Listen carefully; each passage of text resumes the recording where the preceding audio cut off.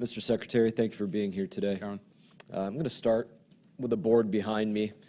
We have a database of individuals that are coming forward to talk about their experiences with Afghanistan. A couple weeks ago, we had Sergeant Vargas Andrews, amputee, injured in the withdrawal of Afghanistan. Nobody in any agency had asked his story whatsoever, even though he was at the tip of the spear of what had happened in the withdrawal. And so we want to hear, as we are doing oversight over what happened with the withdrawal of Afghanistan, we want to hear everybody's story, any story, whether they're an SIV, whether there's somebody still stuck in Afghanistan, whether they're a Marine, a soldier, somebody that was on the wall there that was brought in to assist with SIVs, State Department, somebody that sent a descent cable. We want to hear from those individuals because it is important to us that as we do oversight over the withdrawal of Afghanistan, that we hear everybody's story, which has not happened to date. I want to start with a couple of questions, Mr. Secretary. Was Joe Biden inaugurated and sworn in as president on January 20, 2021? Yes, he was.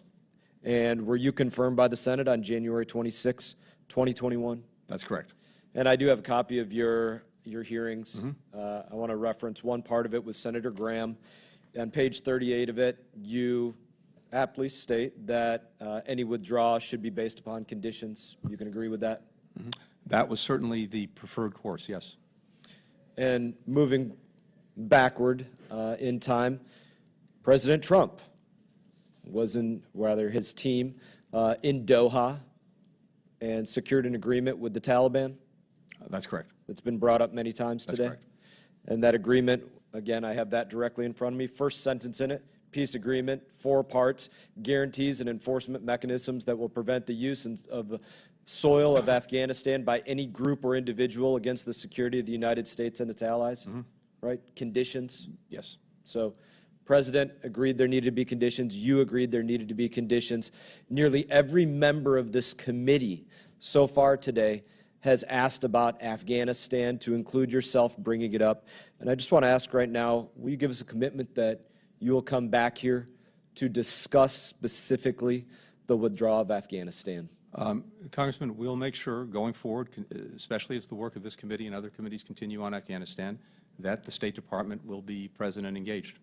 Will you come back and answer questions about the withdrawal of Afghanistan? I'm not going to prejudge that. As you know, testified on not a multiple occasions judge. Do you think that you should answer questions on Afghanistan, and will you? I will certainly answer questions on Afghanistan one way or another, and whatever the appropriate. Will you come here in person and answer questions on Afghanistan? I'm happy to take that up with the chairman and ranking member. I think you answered to yourself. Will you come back here, if invited, to answer questions on Afghanistan? I look forward to making sure that I and other members of the State Department provide the information needed by this committee on Afghanistan going forward for the work that you're doing. I hope you do a better job at that than you have done to date.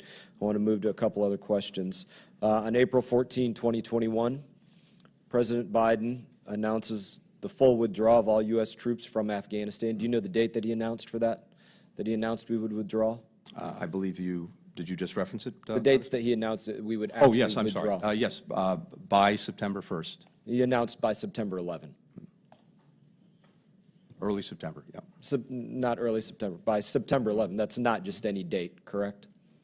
I think it underscores the fact that the mission that we set out to accomplish. He announced we would withdraw on September 11, correct? You're correct, and I think it underscores the fact. Let's not be bashful about that. No, my recollection again had been early September. I think you're correct. He also said this. He said, "I concluded it is time to end America's longest war." I concluded. He said it himself. Another quote from him. I called President Bush to inform him of my decision to withdraw from Afghanistan. Was it President Biden's decision to withdraw from Afghanistan? It was. He's the commander-in-chief.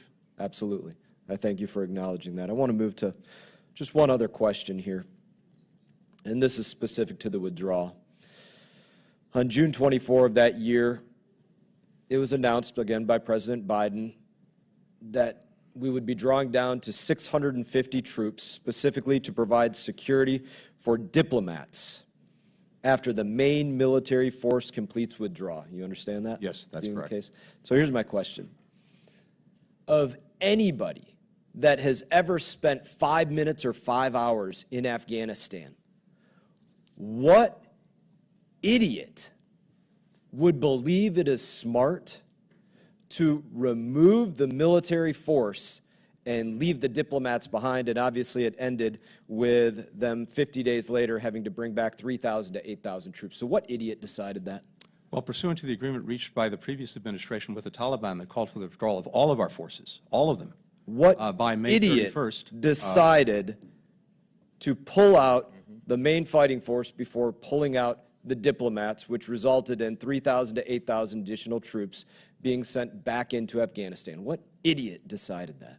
Again, Congressman, pursuant to the agreement that had been reached by the previous administration, we were to withdraw So you're not all going of to our answer the forces question. for, Par for the course from with you. Afghanistan. Thank you for answering some of my questions today. I hope you'll answer more of them later.